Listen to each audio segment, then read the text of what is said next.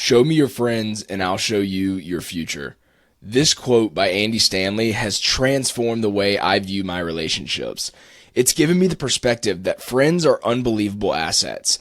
Think about it. We have the opportunity to self-create who we want to become by forming relationships with people who embody those character traits of that future desired self. Proverbs 13:20 says, "Walk with the wise and become wise, for a companion of fools suffers harm." In this episode of the Take a Step podcast, we'll discuss the value of relationships and how we can be the best version of ourselves based on the brothers and sisters that we surround ourselves with. Here we go. What's going on, and welcome to the Take a Step podcast. I'm your host, Josh Johnston, founder of Take a Step. It's a community that's focused on bringing together like-minded individuals who are all focused on growth so that we can really push each other towards maximizing each individual's God-given potential. If you find value in this podcast, please leave a rating and review on whichever platform you're listening. It really helps us to continue to grow the community and ultimately change more lives for the better. Feel free to give us a follow on social media at __ take a step __ and reach out to me if you have any questions or just want to connect. With that being said, let's dive in.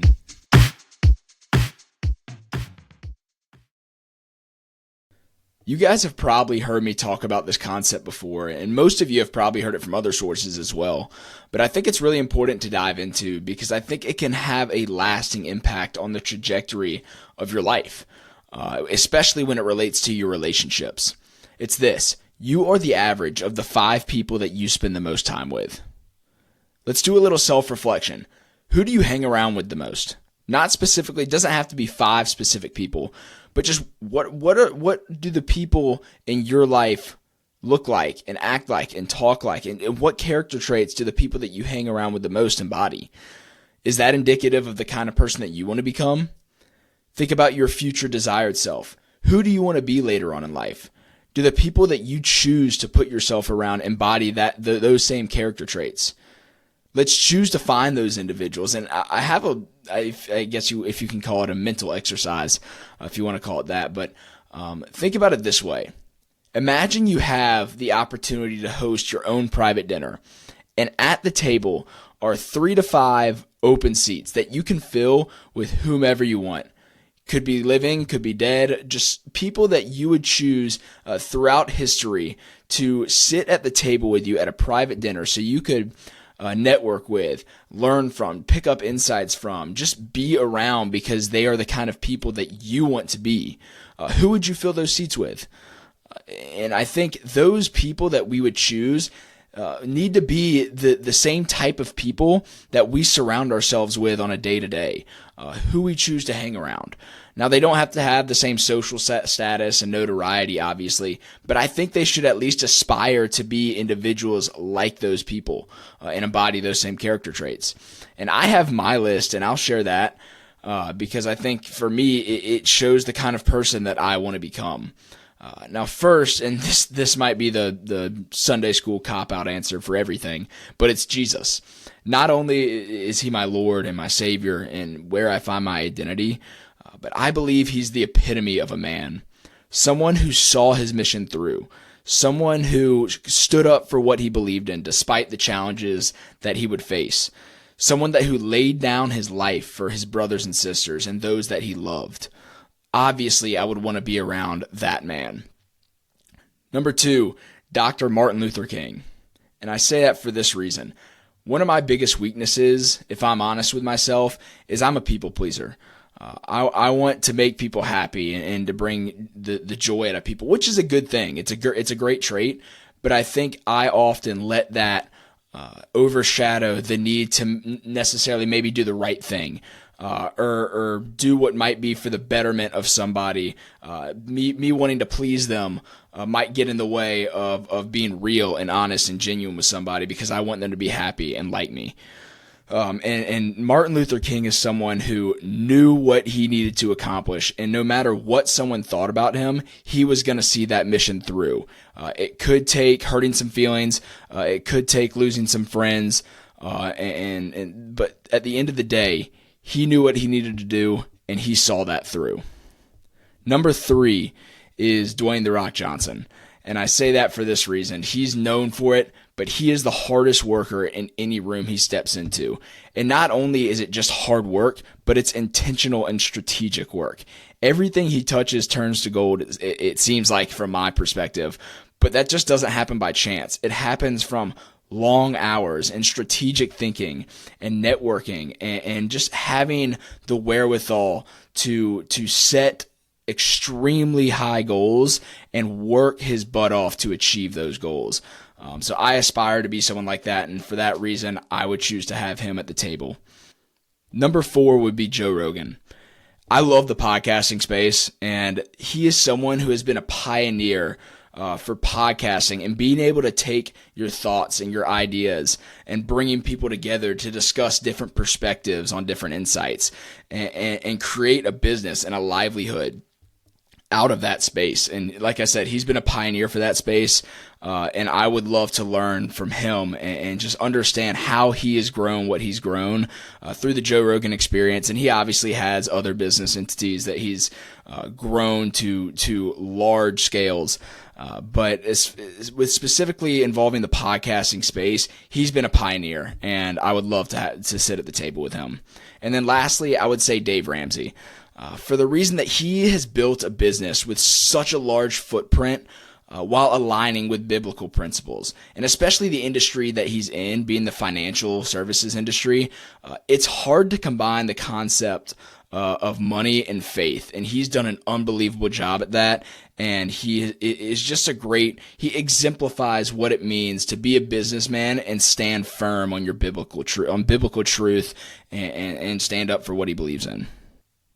Now, whoever these people are for you that you would fill in those chairs, understand that if we look for people that embody those same character traits, our relationships are unbelievable assets for our lives that we can use to fast track the kind of person that we want to become. Let's seek relationships that'll push us and challenge us to be the best version of ourselves. The caveat to that, however, is that you better be prepared to offer that same depth and meaning and value to those relationships, because people who get involved in relationships that are able to offer that depth and meaning are not just going to want to be someone that offers that and never receives anything on the other side. Not only do you need to consume of a relationship, but you also need to provide to a relationship. Seek relationships that you can consume as much knowledge and wisdom and value out of, and then be prepared to provide that same meaning through just intentionality behind that relationship. This leads me into my next insight, which is the leader versus the follower. I personally know that I need to find people to lead, and at the same time, I need to be led by someone as well. Both doing the leading and being led are necessities in life, and most people cling to one or the other, and it's usually the idea of the leader. Most people push to lead groups of people and be the trendsetter and just be the pioneer for a specific space, which is, there's tremendous benefit to that. But I think it's also very important to understand that we need to be put in a follower role in areas that we may not, be the guru in that space. If there's someone that's further along in their fitness journey and you're just getting started, it's not healthy for you to look for leadership roles because you need to learn and soak up information if you're just getting started. Same thing if you're a brand new parent. How are you going to lead others into being a great parent and leading their children when you're just now getting started? Same thing in our careers. If you're just now getting started in sales and there's someone who has been in the industry and knows the ins and outs of how to navigate those conversations with clients, then how are you going to lead others when you're still learning and growing in that space yourself? I think the follower has been demonized in our culture today, and understanding the perspective of the follower will make you a better leader. If you want to be in a leadership position, then understand how a follower soaks up information and put yourself in situations where you can have multiple leaders in your life that you can follow so you can understand what leadership tendencies will work best. What do I pick up information on the best? How do leaders communicate the best with me in which I will be able to follow after and want to follow? The one thing I've learned from good leaders is great leaders make you want to go far with them. They don't make you want to jump ship. They make you understand the mission and the vision of where you're going so that you're in for the long haul. There's a great quote that I've heard many times, and it's, if you want to go fast, go alone. But if you want to go far, go together. Hear this. Are your associations in sync with your ambitions? What do your personal goals look like? From there, do your associations make sense? I'll use the example of running a marathon because I think it's something that we can easily wrap our heads around. If my goal is to run a marathon, am I surrounding myself with people who are going to clock in 9 to 5, get off work, come home, watch some TV, eat some dinner, scroll on YouTube for a couple hours, maybe watch some Netflix, get a shower, get in bed, and then do that same process again the next day?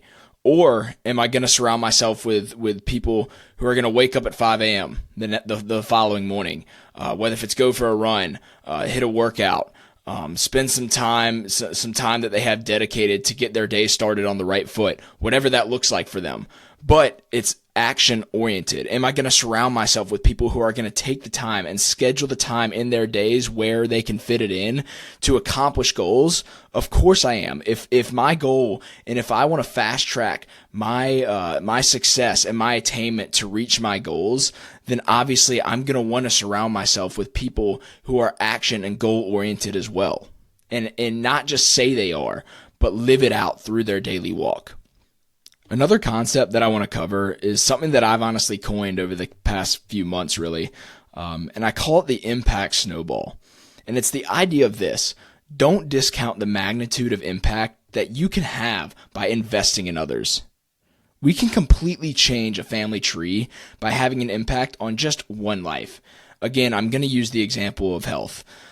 Imagine that you are someone who exemplifies a healthy lifestyle, and someone else notices that. And they come to you for wisdom and seek insight and help to want to change because maybe they don't have the healthiest lifestyle. Now you could easily, sit back and say, here's a couple things and then let them go on their way, or just not doing anything at all because you think it's going to be a waste of your time and you rather just kind of focus on your own thing. Or you could look at them and say, you know what, I'm going to invest in this person and try to make some effort to really change their life. And you could give them a couple tidbits here and there and then follow up with them, but just making the effort to help them to get to where they want to go and achieve the goals they want to achieve. And let's just say they do, and it changes their life. Not only will it change that one life, but if it's that impactful on that person, don't you think they're going to take it back to their friend groups? And maybe they can be that visionary and that pioneer for their friend group. And if it's that impactful on them, don't you think they're going to want to implement those same insights and ideas to their family that they raise one day, to their kids, and to those kids' kids? And you see the spiderweb effect and the snowball effect, which is why I call it the impact snowball, that can completely have just because you decided to take the time and invest the effort to investing in that person's life. Moving on. There's such an importance in realizing that our relationships tie directly into the other core values that I talk about. Find friends with similar goals as a hack to take down bigger goals than you ever thought possible. Relationships on a similar path in their faith journey through small groups and Bible studies, in your careers through networking events and business coaching programs, and obviously in your physical and mental health. Friends that have same physical feats that they want to accomplish and take down so that you can join them on that journey, or they can join you on that journey so you can push each other.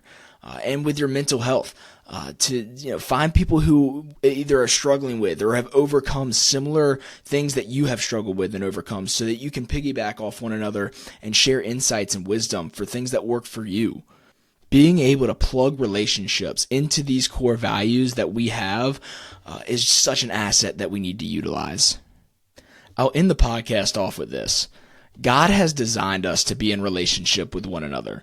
In Genesis chapter 2, verse 18, it reads, "Then the Lord God said, 'It is not good that man should be alone. I will make him a helper fit for him.'" For the first time in the Bible, we hear God describe something as not good, that man was alone.